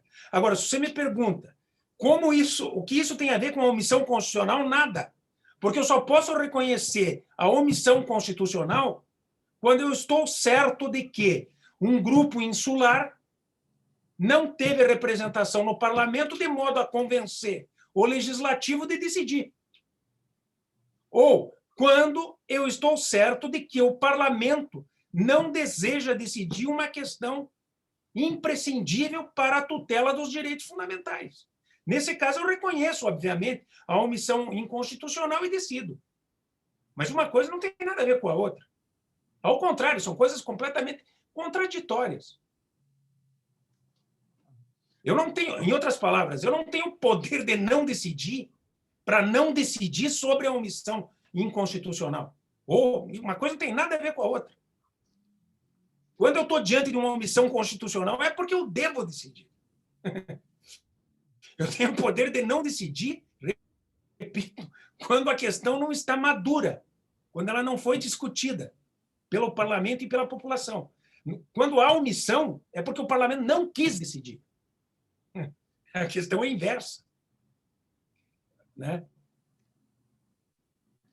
Pergunta do Dr. Leonardo Vieira de Souza.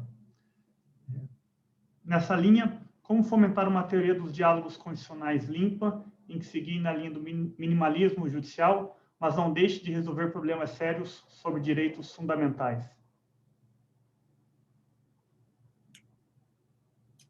Cara, impressionante essas perguntas. São todas perguntas que partem de um preconceito. Ninguém está dizendo que o diálogo institucional serve para evitar a decisão sobre questões constitucionais. Agora, o teor da pergunta parece fazer supor que eu estou propondo o diálogo constitucional para que a Corte não decida uma questão fundamental para o desenvolvimento da sociedade. Pelo amor de Deus. Ou o sujeito não compreendeu o que eu disse, ou a pessoa está de má fé, ou é antipática a uma posição de diálogo institucional. Ou é uma pergunta equivocada, errada. Porque uma coisa nada tem a ver com a outra também. Ninguém propõe a necessidade do diálogo institucional porque não quer ver decidida uma questão fundamental para a tutela de um direito fundamental, importante, para a tutela da Constituição. É óbvio que não. Repito, a Corte é maximalista ou minimalista conforme o caso. Ninguém pode propor, em sua consciência, uma Corte só minimalista ou uma Corte só maximalista. O que eu estou dizendo é que a Corte não pode ser só maximalista. Portanto, a pergunta teria que se inverter. A pergunta teria que ser assim: não o que acontece quando a corte é minimalista. A pergunta que tem que ser feita é: o que acontece quando a corte é só maximalista? É essa a pergunta que ninguém quer discutir. Ou que tem medo de discutir. Porque imagina que tudo tem que ser resolvido pelo judiciário. Não se trata, vejam, não se trata de querer privilegiar parlamento, governo, executivo ou judiciário. É óbvio que não. Ou população. Se trata, sim, de saber que a interpretação da Constituição é da titularidade de todas as instituições públicas e, especialmente, da população. E que todos eles são intérpretes da Constituição. Todos eles podem colaborar com a interpretação constitucional a partir de um diálogo consistente, que se faça a partir da verdade do Estado constitucional. É o que propõe Haberle. Só que Haberle aqui é desvirtuado, porque você pega a ideia de colocar a miticure na corte que ele propõe, como se isso fosse uma abstração, e isso servisse para tudo, mas se esquece de que é preciso, em certos casos, se preservar os espaços da deliberação popular e da deliberação parlamentar, para que se possa chegar a uma decisão correta. A decisão correta não é só aquela que vem da corte. A decisão correta é aquela que vem do diálogo. Esse é o ponto. A meu ver. Claro, Dworkin é um adepto da supremacia do judiciário. Antes de tudo, gozado que ninguém vê isso, mas Dworkin, antes de tudo, é um adepto da supremacia do judiciário. É alguém que nega a importância da discussão, da deliberação, do diálogo institucional e do diálogo constitucional. Enfim, dizer que a decisão da corte é correta é bonito. Pode ser que a corte, a respeito dos diálogos, a respeito das questões teóricas que devem ser aprofundadas, é aquela que tem a devida capacidade e a maior capacidade para proferir decisões. O problema é que determinadas questões, como a primeira que você colocou, a pertinente aos desacordos morais razoáveis, é uma questão que depende da voz do parlamento, que depende da voz das instituições públicas, que depende da voz do povo, que depende de um diálogo constitucional. Né? Então, não dá para se pensar de forma compartimentada. Assim como eu não posso pensar que a corte tem um monopólio da jurisdição, ou melhor, que a corte tem um monopólio da interpretação constitucional, que a corte tem a última palavra, que a corte tem a verdade sobre a Constituição, eu não posso pensar que, em determinados casos, só o parlamento deve decidir. Na verdade, a posição que reserva ao parlamento os desacordos morais razoáveis, a posição do Waldron, é uma contrapartida à posição que confere o monopólio da interpretação constitucional à corte, que é a posição do Dworkin. Eu prefiro ficar no meio. Eu prefiro ficar com o diálogo institucional. Porque eu acho que a deliberação a respeito da interpretação constitucional, sobretudo a deliberação popular, é importante para se firmar o sentido da Constituição e o desenvolvimento da Constituição. Esse que é o ponto. Uma última pergunta, professor Marinoni. Dentro desse embate entre minimalismo e maximalismo da posição da Suprema Corte, e aqui Suprema Corte STF, não Suprema Corte STJ, como o senhor bem defende na obra específica, e aqui eu quero saudar o senhor, porque o senhor fez a trilogia dos estudos precedentes, né? Em precedentes obrigatórios, o senhor falou da conformação jurídica, no STJ como Corte Suprema, do papel das Supremas Cortes como corte de interpretação e de atribuição de sentido e de construção, e no livro Ética dos Precedentes, o senhor vem em como a religião, como o calvinismo com a perspectiva cultural, cria aquele anseio por estabilidade e coerência nos precedentes, que, apesar de ser natural da common law, é algo que se aplica em todos os sistemas e é da própria essência da jurisdição. Mas dentro desse embate entre minimalismo e maximalismo, qual que é a opinião do professor sobre a inversão de primeiro se analisar os recursos extraordinários sob perspectiva da repercussão geral, ao invés dos outros requisitos de admissibilidade, como uma forma de se reduzir o congestionamento de processo do Supremo? A gente tem uma média de 100 mil decisões por ano e uma análise de 30 a 40 temas de repercussão geral. O professor Sandro Kozikowski, ele propõe, na esteira de uma ideia do professor Barroso, de inverter, de ao invés de primeiro analisar a admissibilidade processual diversa da repercussão geral, depois repercussão geral e depois mérito, começar a análise pela repercussão geral. Qual que é a opinião do professor a respeito disso? Existe um vício no modo como a repercussão geral é utilizada, né, na corte. Sobretudo, por exemplo, por conta da ideia de jurisprudência dominante, por exemplo. Quando se julga o recurso extraordinário no plenário virtual, sob as vestes da repercussão geral, né?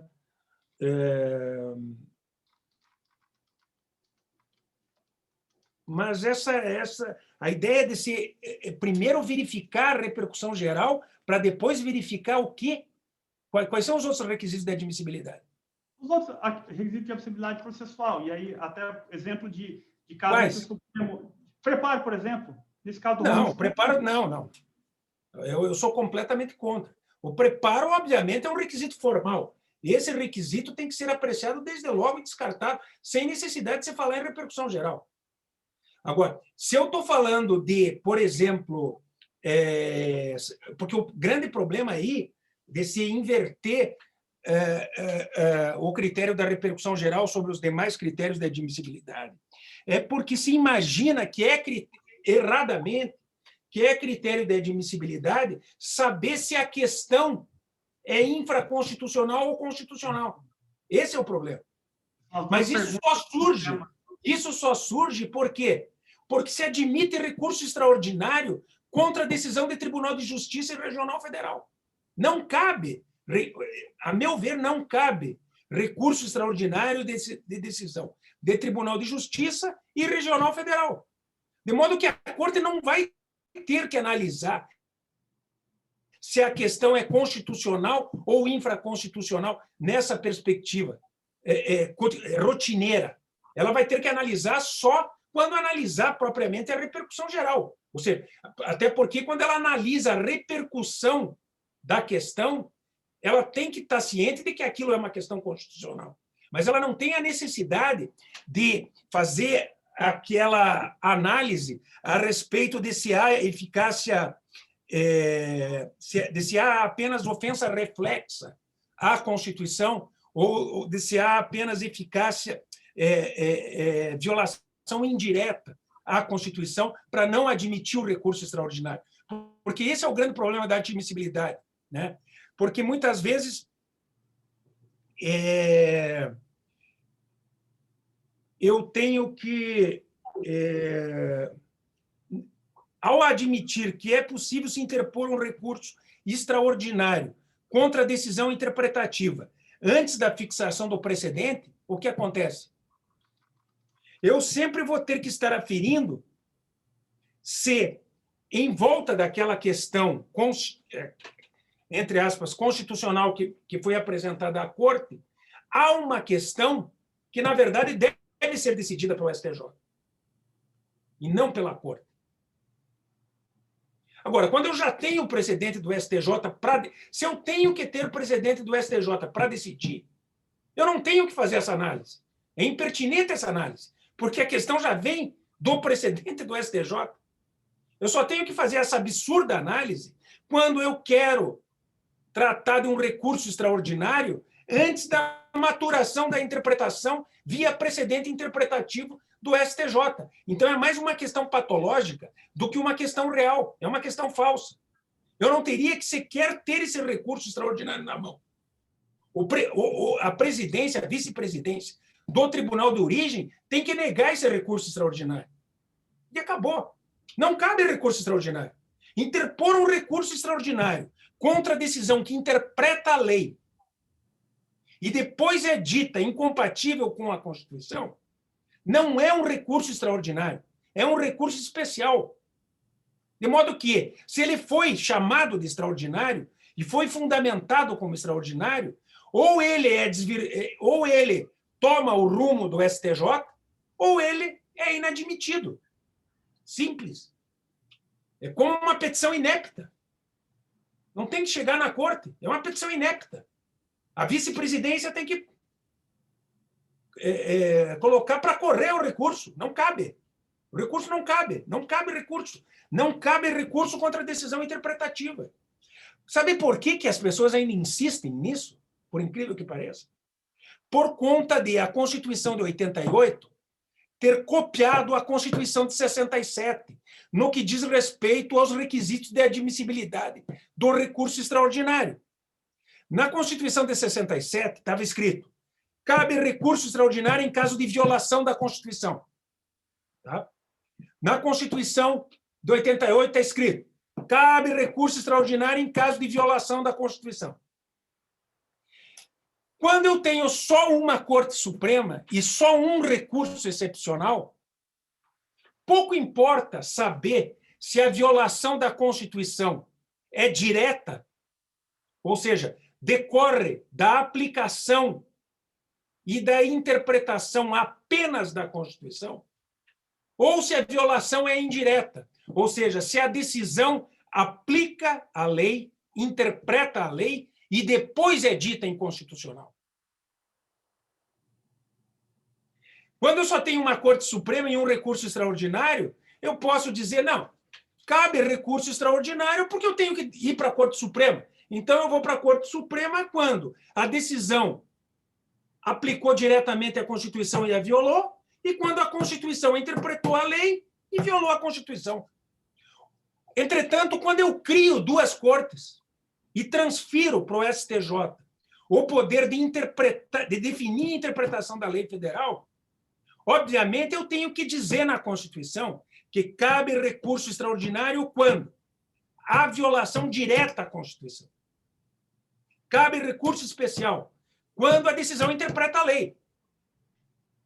Toda decisão que interpreta a lei, e pode ser dita inconstitucional depois, ou interpreta a lei à luz da Constituição, é, acima de tudo, uma decisão que interpreta a lei. Uma decisão que interpreta a lei desafia recurso para a única corte que pode decidir sobre o sentido da lei, que é o STJ e não o Supremo. Esse é o ponto. É um ponto óbvio. Agora, qual é o problema que está por detrás do ponto? O problema é que a doutrina do processo, porque não se atém ao direito constitucional, na verdade, ignora o direito constitucional, a teoria do direito constitucional. Eu posso falar porque eu sou processualista. Então, eu posso falar. Como os processualistas ignoram a teoria do direito constitucional e imaginam que podem tratar de uma teoria geral dos recursos, de tratar do recurso extraordinário como se ele fosse um recurso de apelação, de tratar do recurso extraordinário como ele fosse um recurso especial, eles não conseguem atribuir lógica e construir uma dogmática séria sobre o recurso extraordinário. Eles apenas conseguem captar fundamentos idênticos, capazes de identificar uma teoria capaz de servir para todos os recursos, para o recurso especial e para o recurso extraordinário, sem fazer diferença entre eles. Isso é um problema seríssimo. Isso é um problema que não permite ao usuário dos recursos, ao advogado e ao Ministério Público, perceber quando deve ser interposto o recurso extraordinário e o recurso especial. E pior, isso cobre as cortes desnecessariamente de recursos que não devem ser admitidos na origem, que não devem tomar conta da corte. Seja porque tem que ser preservado o espaço interpretativo do STJ, seja porque tem que ser deferido o espaço adequado para a Corte Constitucional, realizar o controle de constitucionalidade. Eu vou dar um exemplo. Quando se discutiu há pouco tempo sobre o artigo 1790, inciso 3 do Código Civil, aquele artigo que tratava da constitucionalidade do regime sucessório diferenciado para a concubina, para a união estável e para o casamento. É uma norma do Código Civil. É uma norma do Código Civil que foi dita incompatível com a Constituição, com o artigo 226, parágrafo 3º da Constituição. Entretanto, erradamente, o Supremo Tribunal Federal admitiu repercussão geral para julgar a questão, porque o STJ equivocadamente não quis decidi-la, supondo que ela era uma questão constitucional, para estabelecer sentido a um artigo do Código Civil. Não cabe ao Supremo estabelecer sentido ao artigo do Código Civil. Isso é função do STJ. O Supremo pode controlar a constitucionalidade da interpretação do STJ sobre o Código Civil. Se o Supremo decide antes do STJ sobre a interpretação do Código Civil, ele diz que o STJ não serve para nada, que era melhor que ele não existisse. Esse é o recado que está sendo passado. Há aí um desequilíbrio da função constitucional atribuída às Cortes Supremas. A Constituição atribuiu às Cortes Supremas espaços diferenciados. Cabe ao STJ definir a interpretação da lei e, portanto, do Código Civil. Depois disso, cabe, obviamente, ao STF controlar a constitucionalidade. Se for o caso, inclusive, fazendo interpretação conforme como técnica de controle. Mas, antes disso, ele não deve fazer controle de constitucionalidade. Por isso que eu falei no início sobre o dever de não decidir. A Corte não deve admitir a repercussão geral antes de ter sido firmado o precedente pelo STJ, porque senão vai estar decidindo de forma precipitada. Vai estar, na verdade, negando a função do STJ. Nua e cruamente o que é decidir sobre o sentido da lei antes do STJ, se não negar a sua função. Esse é um problema que surgiu em vários países do mundo, que gerou várias crises entre as cortes de cassação e as cortes constitucionais. No Brasil não existe crise, graças a Deus. Não existe crise entre as cortes supremas, mas existe uma grande insegurança de parte dos advogados quanto ao recurso cabível no caso de decisão interpretativa da lei. Eu mesmo posso dizer que, nesses casos, interponho 2 recursos. Porque não quero que o meu cliente me atribua a pecha de perda de chance. Porque eu posso, eventualmente, interpor um recurso e, diante da não solidificação disso que eu estou dizendo, pelas cortes, o recurso é capaz de não ser admitido nem pelo STJ, nem pelo Supremo, como já ocorreu em vários casos que eu conheço, e em que eu advoguei.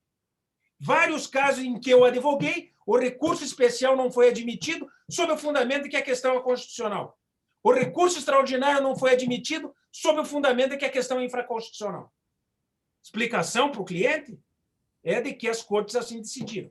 Mas se eu tivesse interposto o recurso, ele ia dizer, você não interpôs o recurso certo.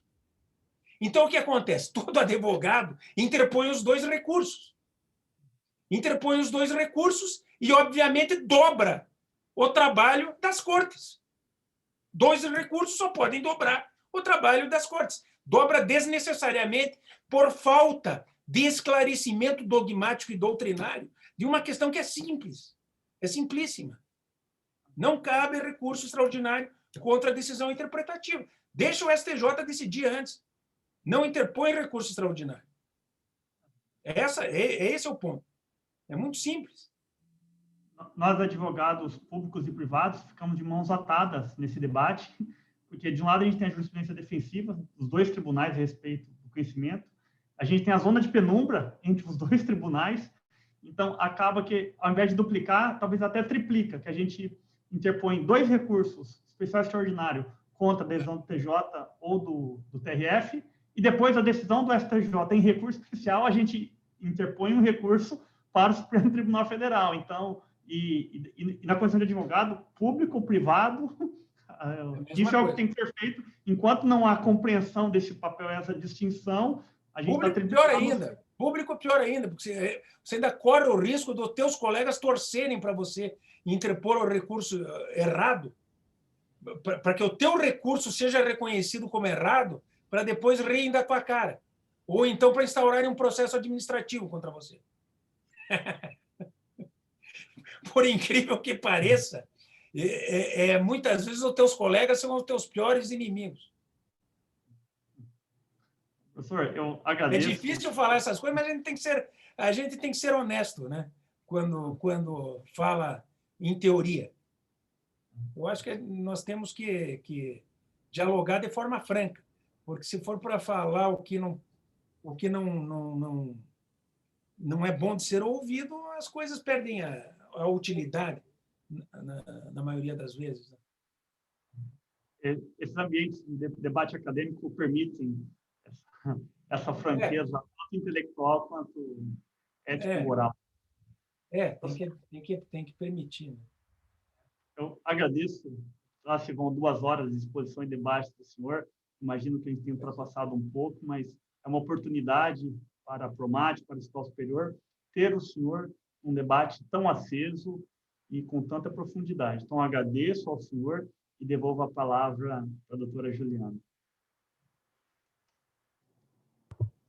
Agradeço ao Dr. Saulo Gaiva e agradeço novamente ao Dr. Luiz Guilherme Marinoni pela brilhante exposição, que trouxe tanto conhecimento, tanto debate para a gente hoje. E assim eu encerro o nosso evento, segundo seminário da Advocacia Pública, agradecendo a presença de todos vocês que estiveram com a gente todos esses dias, acompanharam todo o curso, e até uma próxima oportunidade. Uma boa noite a todos.